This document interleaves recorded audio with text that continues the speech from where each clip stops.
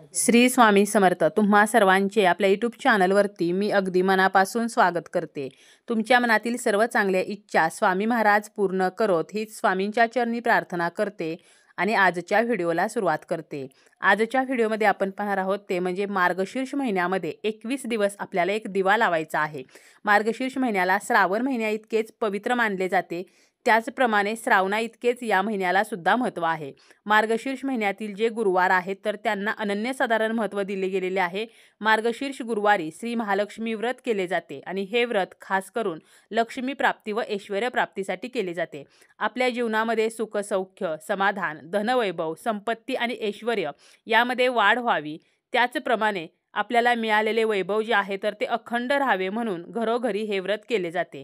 श्री महालक्ष्मीचा आपल्यावरती आशीर्वाद कायम राहावा, त्याचप्रमाणे आपल्या घरामध्ये तिचे कायम वास्तव्य राहावे म्हणून या दिवशी सौभाग्यवती स्त्रिया हे व्रत करतात.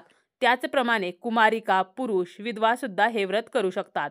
गुरुवारी सकाळी लवकर उठून नित्यकर्मे आटोपून गुरुवारचा पूजाविधी केला जातो आणि उपवास जो आहे तर तो सुद्धा केला जातो आणि शेवटच्या गुरुवारी या व्रताचे उद्यापन केले जाते. तर अशा या मार्गशीर्ष महिन्यामध्ये 21 दिवस आपल्याला एक दिवा लावायचा आहे. प्रत्येकाच्या आयुष्यामध्ये आर्थिक समस्या ज्या आहेत तर त्या कधी ना कधीतरी येत असतात. म्हणजे पैशासंबंधी ज्या अडचणी आहेत, जसं की घरामध्ये पैसा येत नाही, पैसा कमवण्याचे मार्ग मिळत नाहीत, पैसा आला तरी तो टिकत नाही, पैसे येण्या अगोदरच ते खर्च होण्याचे मार्ग जे आहेत तर ते निर्माण झालेले असतात. म्हणजे बऱ्याच वेळेला घरामध्ये भरपूर पैसे येतात परंतु ते लगेच खर्च होतात. काही केल्या वायफळ खर्च जो आहे तर तो कमी होत नाही किंवा आजारपणासाठी खूप पैसे खर्च होत आहेत. नोकरीतून मिळणाऱ्या पैशामध्ये आपले घर चालत नाही, व्यवसाय जो आहे तर त्यामध्ये वाढ होत नाही किंवा मनासारखा त्यामध्ये फायदा होत नाही. आपण खूप कष्ट करत आहोत, मेहनत करत आहोत, परंतु पैसा जो आहे तर तो मात्र कमी पडत आहे. आपल्या कष्टाला हवे तसे फळ मिळत नाही. कारण बघा, कितीही नाही म्हटलं तरी आपल्या जीवनामध्ये पैशाशिवाय काहीही चालत नाही. अगदी साध्या साध्या गोष्टीसाठी सुद्धा आपल्याला पैसा जो आहे तर तो लागत असतो. आजारपण असेल किंवा आपलं जे दैनंदिन जीवन आहे तर त्यामध्ये सुद्धा पैसा जो आहे तर तो अतिशय महत्त्वाचा आहे. कारण काही जर प्रॉब्लेम आला, अडचण आली तर आपल्याला पैसा जो आहे तर तोच उपयोगी पडत असतो. म्हणूनच प्रत्येक व्यक्ती जो आहे तर तो पैसा कमवण्यासाठी जे काही कष्ट करत असतो, मेहनत करत असतो, तर त्यासाठी तो रात्रंदिवस सुद्धा राबत असतो. परंतु या कष्टाला, या मेहनतीला कधी-कधी हवं तसं फळ जे आहे तर ते मिळत नाही आणि म्हणूनच या सर्व पैशाच्या ज्या अडचणी आहेत तर त्या नष्ट व्हाव्यात, त्या कमी व्हाव्यात म्हणूनच आपल्याला मार्गशीर्ष महिन्यामध्ये एक दिवा जो आहे तर तो लावायचा आहे. अखंड लक्ष्मी प्राप्तीसाठी, त्याचप्रमाणे आपल्याला प्राप्त झालेली लक्ष्मी कायमची घरामध्ये स्थिर राहावी तर यासाठी आपल्याला हा उपाय करायचा आहे. कारण माता लक्ष्मी जी आहे तर ती अतिशय चंचल आहे आणि ती एका जागी कधीही स्थिर होत नाही. जरी आपल्याकडे पैसा नसेल तरी सुद्धा आपल्या घरामध्ये पैसा यावा असे प्रत्येकाला वाटत असते आणि म्हणून हा उपाय करायचा आहे. आणि जरी आपल्याकडे भरपूर पैसा असेल तरी सुद्धा हा पैसा कायमस्वरूपी टिकावा म्हणून आपल्याला हा उपाय करायचा आहे. लक्ष्मी मातेचा आशीर्वाद जर आपल्यावरती असेल तर आपल्याला कधीही काहीही कमी पडत नाही.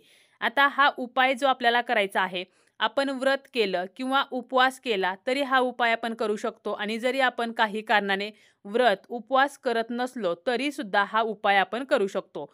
गुरुवारची तुम्ही पूजा मांडा किंवा मांडू नका तरी सुद्धा आपण हा उपाय करू शकतो. हा उपाय सौभाग्यवती स्त्रिया, विधवा स्त्रिया, स्त्री, पुरुष कोणीही करू शकतात.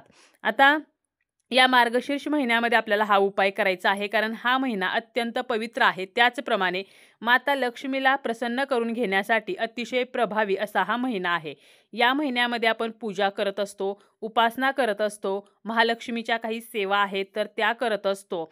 तरी सुद्धा कधी कधी माता लक्ष्मी जी आहे तर ती आपल्यावरती नाराज असते कारण आपल्याकडून नकळतपणे काही चुका सुद्धा होत असतात.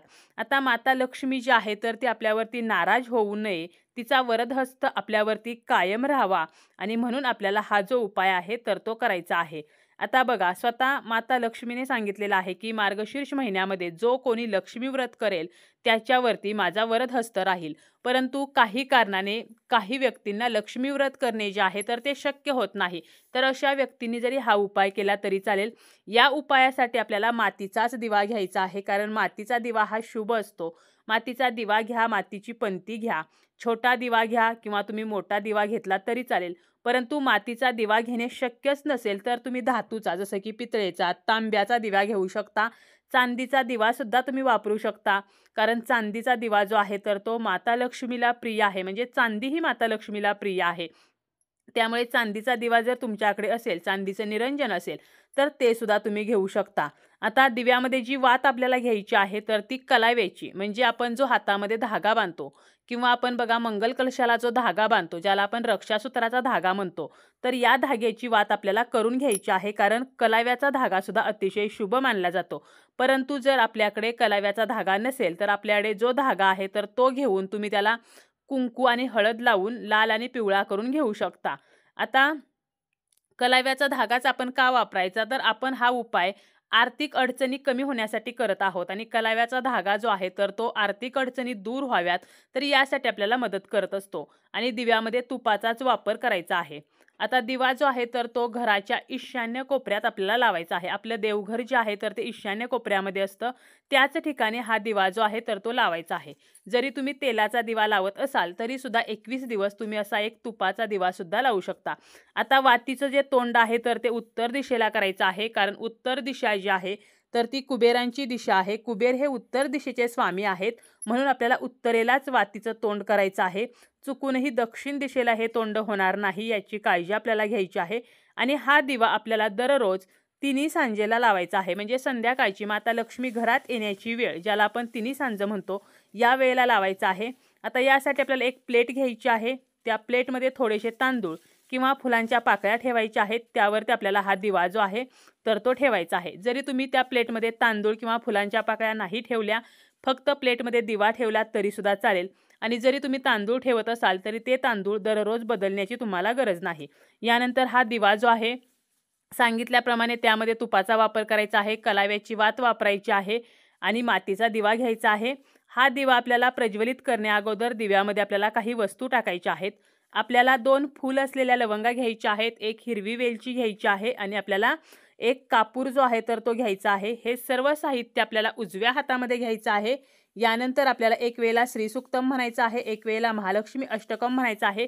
शक्य असेल तर तुम्ही 16 वेळेला महालक्ष्मी अष्टकम म्हणू शकता. आणि यानंतर आपल्याला या सर्व ज्या वस्तू आहेत तर त्या दिव्यामध्ये टाकायच्या आहेत आणि यानंतर हा जो दिवा आहे तर तो आपल्याला प्रज्वलित करायचा आहे. दिव्याची जी वात आहे तर ती रोज आपल्याला बदलायची आहे.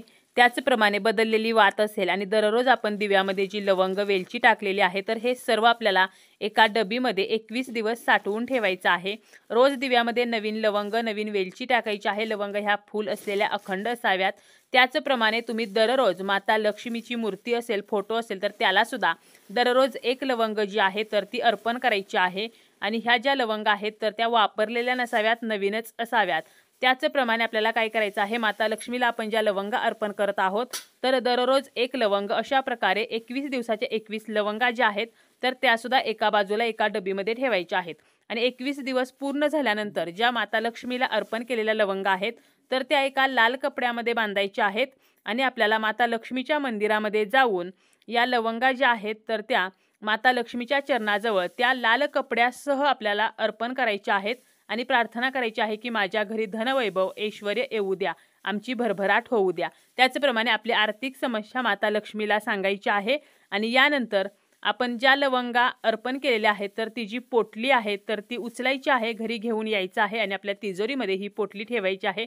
त्याचप्रमाणे वापरलेल्या वाती आणि वापरलेलं जे साहित्य आहे म्हणजे लवंग वेलची जे आपण दिव्यामध्ये टाकलेलं आहे तर ते सर्व एखाद्या झाडाखाली मातीमध्ये आपल्याला विसर्जित करायचं आहे.